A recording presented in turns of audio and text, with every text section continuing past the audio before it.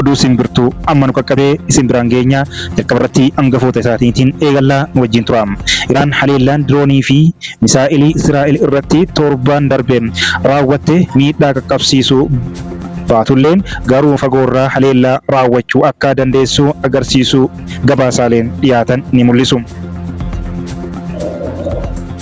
Ameerikaan Israa'el wirtuu niwukileeraa fi ajajaa waraanaa Iraan irratti haleellaa raawwachuu ishee keessatti hirmaannaa akka hin qabne waakkatteetti. Miidiyaalee mootummaa Iraan hoogganaan eegdota warraaqsaa Hoseen Salaamiin namoota ajjeefaman keessaa tokko ta'uu gabaaseera. Hoseen Salaamiin ji'a darbe keessa ture kan yoo Israa'el yookiin Ameerikaan haleellaan Teheraan karraasii olii akka banattu kan akeekkachiisan turan.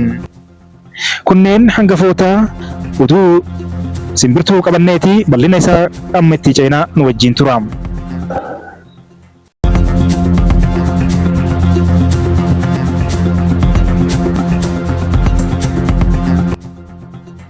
Dhaabbatni dhimma niwukileeraa hordofuu waggaa 20 keessatti yeroo jalqabaaf Iraan gabaasa niwukileeraa irratti qajeelfama kaa'amee cabsuu ishee ifa godheera.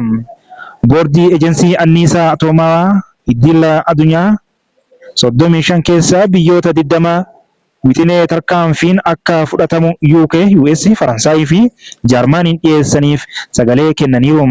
Wixinee qophaa'ee keessatti Iraan sadarkaa gabbisni yuuraaniyeemii ishee irraa gahe ilaalchisee deebii gahaa kennuu irratti irraa deddeebiin kuffifteetti jedha. Kunis dhimmicha irratti walta'iinsi jiraachuu malu cabsa jedhama. Kuufama yuuraaniyeemii gabbifamanii kaa'amanii irraa yaaddoo guddaan jiraachuus himama. Kuufamni kun akkuma anniisaa fi oolu meeshaa waraanaa niwukileeraafis ooluu danda'a. Iraan gabaasa yuuraaniyeemii ishee ilaalchisee murtee ejensichi irratti dabarse balaaleffattee murtichi dantaa siyaasaa akka qabuu fi wirtuulee gabbisa yuuraaniyeemii haaraa akka bantu ibsiteetti. Israa'el gama isheen Iraan niwukileeraa hidhatti taanaan wabii jireenya isheef yaaddoo guddoo ta'uu amanti. Ministeerri muummee Israa'el Benjaamin Netanyaahuu dhimma kana furuuf dippiloomaasii caalaa waraana filannoo akka godhatan amma dura dubbatanii turan.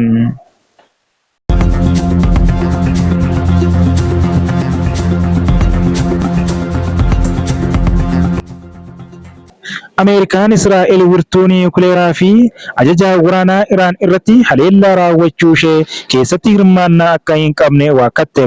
Taateen raawwatame kun naannicha gara wal dhabdee hamaatti galchuu akka danda'u sodaatamaa jira. Ministeerri dhimma alaa Ameerikaa Maarko Ruubiyoon haleellaan kun erga jalqabee yeroo muraasa booda ibsa baasaniin Israa'el tarkaanfii gama tokkoon fudhattee jirti jechuun Iraan Ameerikaa irratti haaloo ba'uu akka hin qabaanne akeekkachiisaniiru. Ameerikaan haleellaa Iraan irratti gaggeeffame keessatti hin hirmaanne, hojiin keenya inni olaanaan humnoota Ameerikaa naannicha keessa jiran eeguudha jedhan Ruubiyoon. Wanti ifatti ibsuu barbaannu Iraan daantaa yookiin hojjettoota Ameerikaa irratti xiyyeeffachuu hin qabdu.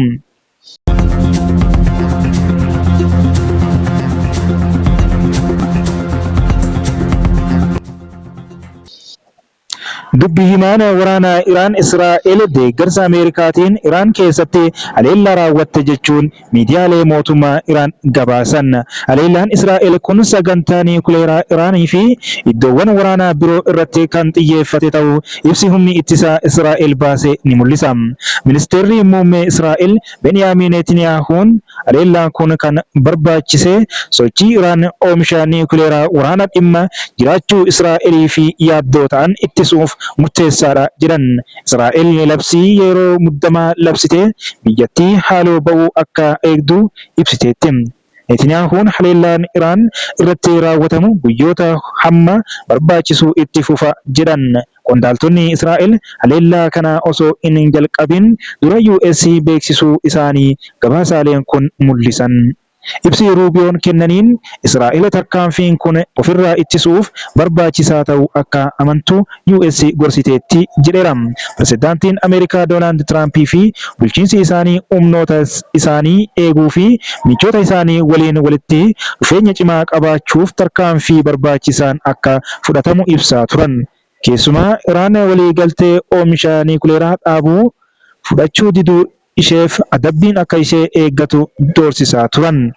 Ameerikaan haleellaa Israa'el Iraan irratti raawwattee hordofee Iraan dhaabbilee waraanaa Ameerikaa naannoo sana jiran irratti xiyyeeffachuun haaloo akka baatu yaadda'uun dursitee hojjettoota embaasii Ameerikaa gartokkee Iraaqii keessaa baaftee turte. Ministeerri dhimma alaa sochii hojjettoota isaa Israa'el keessa jiran naannoo magaalaa Teel Aviv qofatti daangessee akka ture ibsi Kamisa darbee miidiyaa hawaasaa irratti maxxansee ibseera. Tiraampii sagantaa niikuleeraa ishee daangessuuf Iraan waliin mari'achuu fi yeroo muraasaaf hojjechaa kan turan yoo ta'u, hanga ammaatti waliigalteen tokkorra gahuu hin dandeenye marii biraa sila dilbata Omaanitti taa'amuuf ture.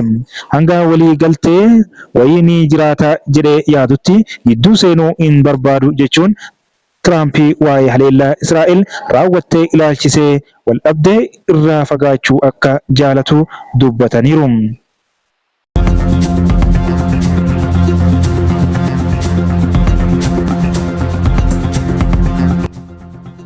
Israa'el jimaata har'aa iddoowwan wirtuu sagantaa niikuleeraa Iraan jettu haleelte. Haleellaa kana hordofee haleellaa haaloo bahiinsa Iraaniin fudhatamuu danda'a jedhuun Israa'el labsii yeroo muddamaa labsiteetti. Haleellaa Iraan irratti fudhatte kanaan hoogganaa warraaqsa Islaamaa Iraan Hussein Salaam dabalatee saayintistoota niikuleeraa akkasumas aangawoonni humnoota waraanaa biyyattii hedduun ajjeefamuu miidiyaan biyyaalessaa Iraan gabaaseera. US haleellaa wirtuu gabbisaa niikuleeraa Iraan irratti fudhatame kana keessatti qooda akka hin fudhanne himte. Israa'el keessatti ammoo sa'aatii wal fakkaatatti sagalee saayireenii akeekkachiiftuu qilleensarraa gadhiifameen jiraattonni hirribaa dammaqan. Kanaaf ammoo bilbila yeroo balaa akeekkachiisuu akka qaqqabu ta'eera. Akka miidiyaan biyyaalessaa Iraan gabaasetti haleellaa jalqabaatti aansee sa'aatiiwwan booda wirtuu gabbisaa niikuleeraa Naatanzii kan magaalaa guddoo biyyattii irraa kiiloomeetira 225 fagaatee argamu keessattis dhoo'insi mudate. Ministeerri muummee Israa'el Benjaamin Sheexanaa'oon haleellaa Opereeshinii Riizing Laayin yookaan haleellaa leencaa dammaqaa jiru jedhaniin kanaan wirtuuwwan waraanaa irratti kan xiyyeeffatee fi Iraan Israa'eliif yaaddoo akka hin taanee fi hin dandamannetti onkuteesse jechuun fudhateera. Haleellaan kun guyyootaaf itti fufuu akka danda'us dubbataa ture. Ji'oota dhihoo asitti Iraan tarkaanfiiwwan kana dura fudhattee hin beekne fudhachaa jirti. Tarkaanfii yuuraaniyeemii gabbisuu fi waraanaaf oolchuu yoo hin dhaabsifne Iraan yeroo gabaabaa keessatti meeshaalee niikuleeraa oomishtuu tarii waggaa keessatti ta'uu mala. Tarii immoo waggaadhaan asitti ji'oota keessattis ta'uu mala. Kun immoo jiraachuu Israa'eliif yaaddoo guddaadha jedhan. Haasaa isaanii kana keessattis pirezidaantiin Ameerikaa Doonaald Tiraampii sagantaa gabbisaa niikuleeraa Israa'el mormuu isaaniif haa galatooma jedhan. Aangaan waraanaa Israa'el BBCtti dubbatee tokko akka jedhutti Iraan meeshaalee niikuleeraa gabbisuu fi oolan gahaa akka qabduu fi guyyoota keessatti boombiiwwan niikuleeraa oomishuu dandeessi jechuun dubbatan.